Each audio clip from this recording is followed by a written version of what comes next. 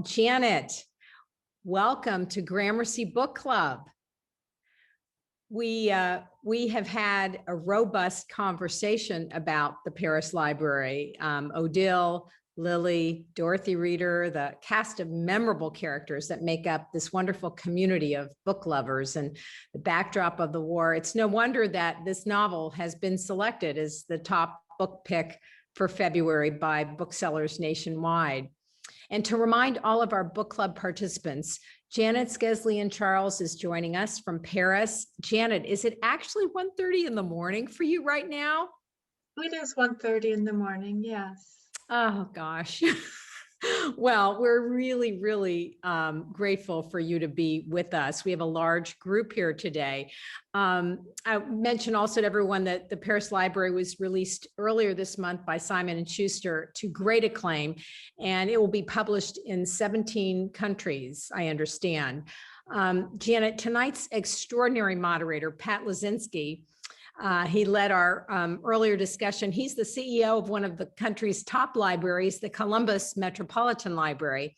And he's going to be asking you questions from the participants as well as his own during this portion of our book club. So everyone is now muted. So you and Pat can now begin your conversation.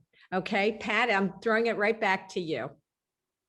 Great. Thank you, Linda. And Janet, it's so nice to meet you. And I know from a couple of trips that there is really strong black coffee available in Paris in the morning. So thank you for staying up for our visit. We really appreciate you, and we welcome you virtually to Columbus, Ohio. So thanks for being with us. Well, thank you for having me. I'm delighted to be here with you. So I know I didn't need an icebreaker tonight just to ask the almost 100 participants in the call who had been to Paris. And I also wanted to ask who had been to the American Library in Paris. And I am really embarrassed to say I have not been to that library, but on my next trip, because of you, I certainly will be there. I know we could be asking you about the reconstruction of Notre Dame, and I just learned a couple weeks ago the Eiffel Tower is going to be painted gold for the 2024 Olympics. So that's pretty exciting. If you didn't know about that, $60 million, by the way, to paint the Eiffel Tower. But we're really here to talk about your book and to talk about really, I think first a little bit about you, your background, your career in libraries. And we heard about, we think you may be the only person who has memorized the Dewey Decimal System. And then also just talk a little bit about your inspiration for the Paris Library. Well, I have to say I did not memorize the Dewey Decimal System. There is a librarian at the American Library in Paris who is Italian. He has worked at the library since the Nixon administration, and he was the one I went to. He went through my numbers twice, and so he just knows everything, and he's so knowledgeable. Simon Gallo is his name. I guess you talked about, I read a little bit about your background, the inspiration that libraries had, but then also, obviously we know you worked at the American Library of Paris. Just talk a bit about the inspiration and how long it took for this idea to become your novel. Well, it took a while because my first inspiration probably came when I was about 10 years old. My neighbor was a war bride from Rouen. And so that's where I really got my love of French, and I just loved hearing her speak English. She made the language sound so beautiful with her lilting accent. She's really the reason that I took French and became an exchange student, and then eventually got a job here as a teaching assistant. I met my husband here and kept renewing my contract as a teaching assistant, and then we got married. That's a long-term contract. So it really came down to Claudine, my neighbor from Rouen, not far from the Normandy beaches. So that's the first maybe thread of the book. The second thread of the book came when I was working at the American Library in Paris. I had volunteered at the library I had been a member of the library, but it wasn't until I worked at the library that I heard the story. And I heard that story from Simone Galla, who I mentioned earlier, and Nida Kolshaw, who did a beautiful display on librarians during and after World War II. And so they were really the ones who did the initial digging into the story. And then I just continued to dig and to work on it. And it was really a pleasure. So those are the two maybe threads of the book. So Janet, my mind doesn't work this way. So I marvel at the fact that there are some clear parallels between this book and your own life, and also the historical accuracy that you were conveying interspersed with the fictional characters. Tell us how you kept all of that straight. Well, I had a lot of charts and I stared at the wall quite a lot to try to keep everything, because it's really two timelines. It's the beginning of World War II, where there's a lot of uncertainty in the air, and no one knows what's going to happen. And then there's also the Cold War in Montana. We start in Montana 1983, where the Soviets have just shot down a passenger airline going from Anchorage, Alaska to Seoul, Korea. And there again, we don't know what's happening. So it was really working with those timelines. I wanted to start both threads of the book with maybe uncertainty about not knowing what would happen. And then I wanted to end on a more positive note. And we do end with the peace summit in Moscow, and we do end with the liberation. So I did work really hard on trying to find the parallels during those timelines, the 80s in Montana and the 1940s in France. And it was really a pleasure. I actually couldn't stop researching. I was at the Bibliothèque Nationale looking at old issues of the New York Herald Tribune. They were just gorgeous. They just were absolutely gorgeous. There were advertisements for girdles, for Gitan cigarettes, Nina Ricci's collection, where she had squirrel tails hanging off of one of her jackets that she sold. And I just marvel at what people wore at the time. So it was really such a treat. I couldn't stop researching, really. I looked at old issues of Library Journal that were bound, and it was so interesting to read about the quirky patrons even in the 1940s. I loved reading about how librarians in Los Angeles went to a department store in Los Angeles to get tips on customer service. So it really shows that libraries have always been concerned with their patrons and have always wanted to do the best for their patrons, whether they're in Paris or the States. It was really a labor of love to do the research.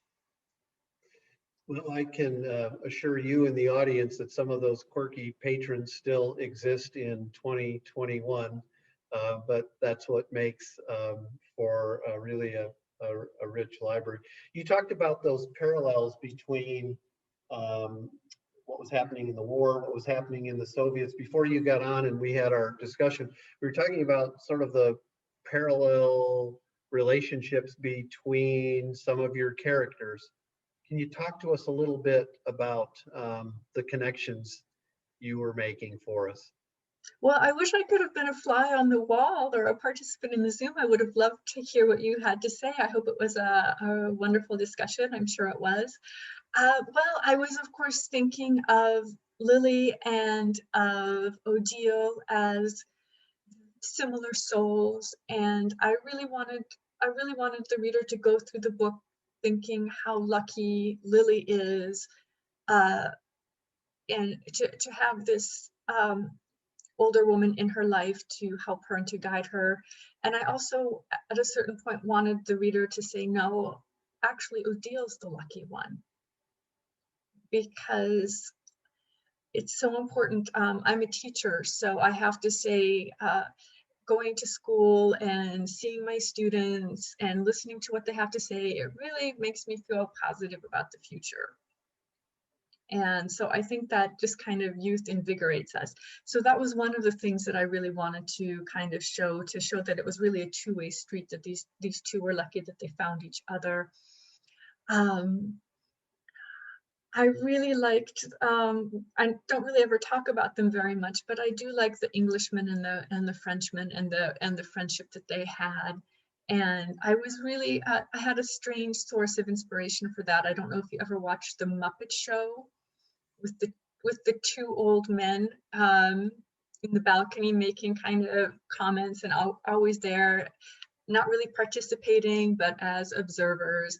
So this was the inspiration, which is kind of a goofy inspiration, but that's who I was thinking of as I was writing the book. And I hope that you enjoyed their friendship and their comments, and how the war was hard for them, but they were able to talk through it. And even though maybe their governments were at war, they had tense moments between themselves, they were able to come together. And I think that's what we need to do as a nation as well. We need to come together. Janet, you mentioned that you're a teacher, and so I'm gonna move away from your book and then come right back to it. But what have your experiences been about encouraging reluctant readers in children? Well, I love graphic novels. I absolutely love graphic novels. I think they are the future for reluctant readers, because I think people, maybe kids who are dyslexic or read on their own because their parents can't always help them, I think they can find refuge in graphic novels. I have one that I read recently called Dare to Disappoint. It was just absolutely beautiful. The illustrations were stunning, and it was just an invitation to read. And I don't know how you can have a book like that and not want to continue reading. It is just a treasure. That's great. So Janet, we have a question from one of our audience members. Was Professor Cohen based on a real person, and did she survive the war? She did survive the war. She did survive the war, and we know that because there's a mention of her books on Odil's shelf. There was never the Paris library that she wrote, but there were other books that she wrote. So that manuscript was lost. It might appear someday, but she did survive. I think I was just thinking of all of my favorite professors when I was writing Professor Cohen. Okay.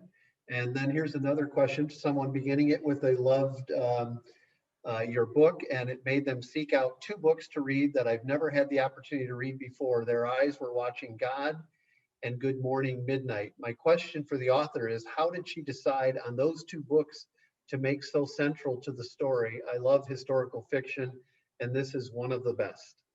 Oh, well, thank you for your kind words. I was looking for books that people had maybe not read that I love. And Jean Rhys, Good Morning Midnight, is a wonderful book about Paris that shows a really dark, hard side of Paris when you're a woman on your own and you don't have a lot of money.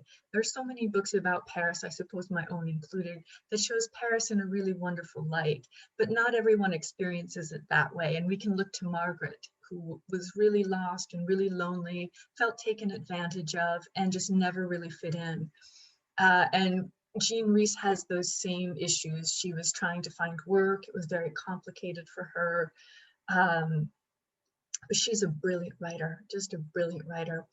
In that vein, there's also George Orwell, who was a dishwasher at a hotel. And so he wrote a book down and out in London and Paris. And a dishwasher in French, the word is plongeur, which means a deep sea diver. So I love that. I love that word has this, can be either a deep sea diver or a dishwasher. So those two books are really different because they show a kind of a harder side of Paris, and I like them both. For Their Eyes Were Watching God, I just absolutely love this book. It's so brilliant. And if you look at my copy of it, you'll see I just have everything underlined. When I first read it, I was probably 19, and I read it like Goldilocks. There are three men in the main character's life, And so one's maybe too bossy, one is maybe wanting to put her on a pedestal, and the other one is maybe just right. Although just right, maybe not, now that I'm older and looking at it more critically. When I read it now, I just look at the glorious friendship between the characters, and I love the book. I hope you'll pick it up if you haven't already. Thank you, Janet. So let's see. Here's your own book, I'm sure, is dog-eared as well. So I'm going to ask you if you have a favorite passage or two where you look at it and you read it and say, that's really my best work right there. Can you give us an example of something you're really proud of? I don't really read my own work. I mean, I work on it and then it's done. I mean, I finished this book a year ago, so I haven't. Now I'm talking about it, and I read a few passages of it, but I've moved on, and I don't think I'd ever be the kind of person to say, "Oh, I did a really good job there." I'm afraid. Well, there were times that I was reading parts and I thought, wow, that is really well done. So anyway, I thought you had. Well, I'm glad someone's doing it for me. Thank you. Thank you so much. Many examples of that. So I have to remind, you may not know this. Many people on the call will know that OCLC is actually headquartered in Dublin, a suburb of Columbus. And I don't know how many of you know that they actually own the Dewey Decimal System. And if you can look this up online after the call, about, I'm going to say about 10 years ago, a boutique hotel was opening up in New York, had 10 floors. They were naming each of the floors after the Dewey Decimal System. OCLC sued them to not allow them to do it, and actually won the lawsuit. So this is a crazy little tidbit that popped into my head. So here's a question. What does the technique of moving back and forth in time allow you to do as a writer? Well, for me, the whole point of this book is transmission of stories. And do things happen if we can't share our proudest moments with loved ones, our successes, our happy moments with loved ones? So to me, if the Montana story didn't exist, if Lily weren't there listening to it, I think it would be very sad. And I think we see in Lily's graduation speech, she takes phrases from almost everyone in Paris, from Eugenie and Paul to Mr. Price Jones and Mr. de Nercia. So all of these people continue to live through Lily. And so this is really what storytelling is about. And this is really, for me, what writing books is about, is sharing these stories, sharing our knowledge. And so for me, that's what the two time periods allow for, was really showing, I think, highlighting, I hope, that we need to be better listeners. So many people have rich inner lives that we know nothing about. So many of us are talking, but we're not listening. And or we walk by people, we disregard them. So I would hope that this just underlines for us the need to listen and the need to be aware of other people. On a personal note, I love the 80s. I love the 80s. So going back and thinking about the gunny sack dresses and, all of the little details. I really enjoyed that, going back to my youth and really just thinking about being a teenager then. So here's another audience question. It says, Montana is full of writers. Do you have any favorite Montana writers, and how do you feel that growing up in Eastern Montana influenced your taste and passion for reading? Well, I think when you grow up in a small town with parents who aren't so keen on television, I'm talking to you, Mom, it really helps you, because you need to work your imagination, and your imagination it grows stronger and stronger. So I'm really grateful for my upbringing, and to have used my imagination. And the happiest I ever was as a kid was our closest bookstore was 90 miles away. And so my parents would give me $5 and that would buy 2 books and I could choose my books, and I just was thrilled to pieces. I would say Jim Grady is my favorite Montana writer. He wrote 6 Days of the Condor, which became the movie 3 Days of the Condor with Robert Redford and Faye Dunaway. He's from my hometown and he went to school with my mom. And I think it was just nice to have him in our lives, so I knew it was possible that you could become a writer. And I'm trying to remember the author for Montana 1948, which is a book I read about 10 years ago. Larry Watson, right, who was a professor where I went to college. So I always had remembered that. So another fun fact, I want to know if you have run into this, Janet. So hold this up so the audience can see it. This is a picture of this gentleman, and his name is Burton Egbert Stevenson. Was surprised to find himself the foremost American Library Association representative in Europe for the Library War Services campaign during the First World War.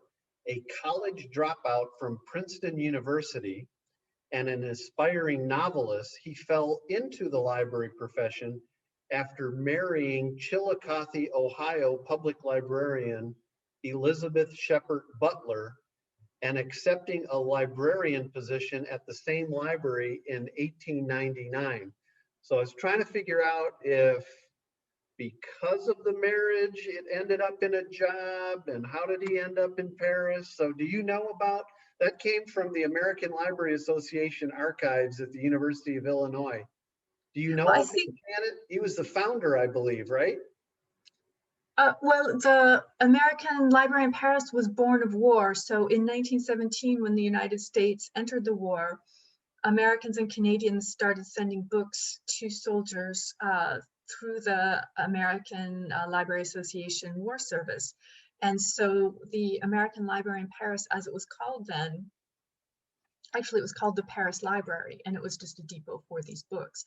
So after the war, people wanted a more permanent library, and so they started to raise funds. So Edith Wharton, the writer, was a trustee.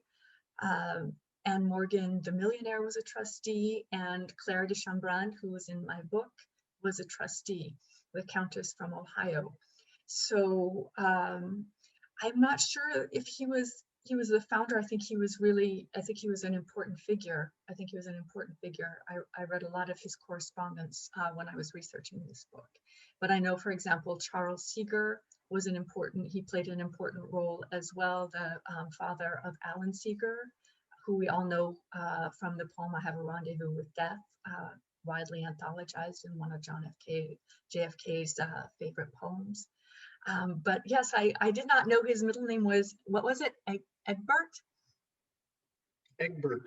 Egbert. I did not know that. I didn't know that he fell into the profession through marriage. That's so interesting. I will send you the link from this article after tonight's program. We have one more question about, I'm going to try to paraphrase this, but as you're developing characters, and you talked about doing research alongside the development of this novel, how do you know when you've gone far enough in the development of a particular character and when it's a good place to stop? Well, I had a really hard time with the real life characters because I was so afraid of putting words in their mouths. And so I just felt such reverence for Dorothy Reeder, who I think was so brave. You know, the ambassador wrote a letter telling everyone to leave, and she remained. That just is so brave. So that was really hard for me. I had a really hard time, and eventually the character was so wooden that I thought, if I don't kind of let go of my own fears, she wouldn't be an interesting character at all. And so I really had to work hard to make her come to life. And I hope I was able to do that. Well, Janet, we know you're going to be busy, given that this was honored by the indie booksellers, so you'll be doing probably lots of programs. But can you give us a hint as to what you're working on and what's next? Or what are you thinking about? I'm always working on projects, but I don't like to really talk about it. This book took 10 years. I hope it won't take 10 years for the next one, but there's so many twists and turns in publishing, you never know. And do you see yourself being on a book tour in the States for Simon and Schuster for this novel? I don't think anyone is traveling. I think this is my book tour. I think you're on my book tour. Well, we're hopeful. We're all crossing our fingers that that it's not not that far behind us. Someone else here is asking a question. I know you talked about a couple of the books mentioned in the novel, but do you have other books or authors that you would mention that really influenced you the most? Well, I have a favorite author that I couldn't put in the book because she was published after the dates of, so I couldn't have her in the 1940s or the 1980s, but I love Bel Canto by Anne Patchett. I just think it's absolutely gorgeous. And I love how she takes such disparate people in a stressful situation and shows that we all have so much in common. And I think that's a book we can really learn from today. We've been trying to get Anne up to Columbus. I know she lives in Nashville and she's on the Nashville Public Library Foundation Board. So she's a big library lover, but I haven't been able to swing that deal yet. But we're going to keep working on her because I think she would be terrific. I am just looking through the questions. I want to make sure that I try to honor our audience with any other questions. We had a discussion before you joined us about there's a lot of male characters who disappoint in this novel. What would you say about that and how it relates to women? Well, I think that's really unfair. I think that's really unfair. Poor Paul. Can you imagine poor Paul? He couldn't confide in a single person. He couldn't confide in Odile without breaking, without also divulging what her father was doing. And Odile had a rocky relationship with her father as it was. So I think he did explode with anger and resentment at a certain point, but I hope readers can understand why he might have. I think the father, Odile, we see the world through Odile's eyes, and maybe she is disappointed in her father, but she's always had the luxury of being a dreamer and an idealist, and she never had to pay the rent and she never had to buy food. And so for her father, who did have to buy the food and who did have to pay the rent and who did have to be very pragmatic, I think she's, especially at first, I think she's got a very harsh look at her father, which I think a lot of us do. It's only when we're later, when we're in that position and we are a little more adult, that we can look at our parents in a more realistic way. But the male characters didn't disappoint me. So I think the thought was they disappointed the female characters, maybe not the readers.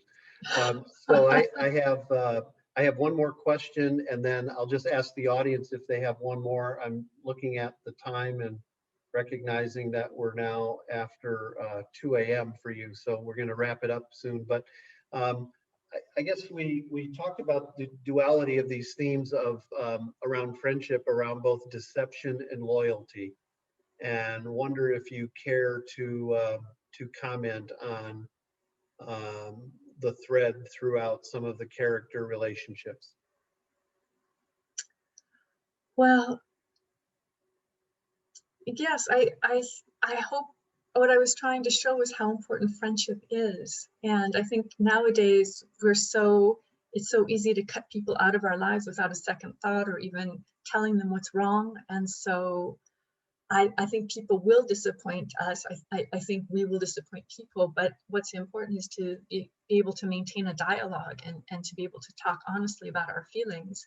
And so that's what I was hoping to do in the book. And there are some big disappointments, or there are some big deceptions. So it really is, it is really hard. But I wonder if Odile, if she had stayed, I think Margaret would have forgiven her. I think Odile was harder on herself than Margaret would have been. So I think Odile really punishes herself more than Margaret would have. Yeah, great. Well, let's see. This would be the last question before our wrap up. So letters were important as woven throughout the story. They survived. However, in our technological age, how might this play out in the future without that record to draw upon? Oh, that's such a good question, because I really worry about our local newspapers and letters, and these things that are so vital to us. And this is why I'm so grateful for libraries. All of my research was done, and the Montana Historical Society. I read so many transcripts of war brides' stories. So it is so important to have this information and to really keep these letters preciously. And I do worry about it, especially with our hometown newspapers that really keep records of all of us. And of course, letters are so important. And we don't write that many letters anymore. Things are on Facebook, or things are on Twitter, Instagram. So it would be lovely if we started writing letters more. I hope we will. Well, Janet, we also say that without authors, there are no libraries. So thank you to you for contributing, and really a delight to speak with you this evening. And I ask our audience to join me either virtually or showing our appreciation to Janet for being with us and staying up so late. And we just really appreciate it. And we hope at some point in time we're able to host you in Columbus. We would really enjoy that. So I would really love that. Thank you so much for your kind invitation and for your thoughtful questions. It has been an absolute delight. I am so thrilled to be here with you. Thank you. You're welcome. And let me turn it back over to Linda. Well, Pat and Janet, thank you so very much. Pat, you did a great job managing a large group of book lovers, and Janet, thank you. My thanks to you for certainly writing this lovely book. I particularly love the passage near the end when Lily shared the cast of characters that she came to know through Odile. And, it is all about sharing stories that create memories and that create witnesses. So your story is one that is carrying on as well. So we thank you for bringing that to us.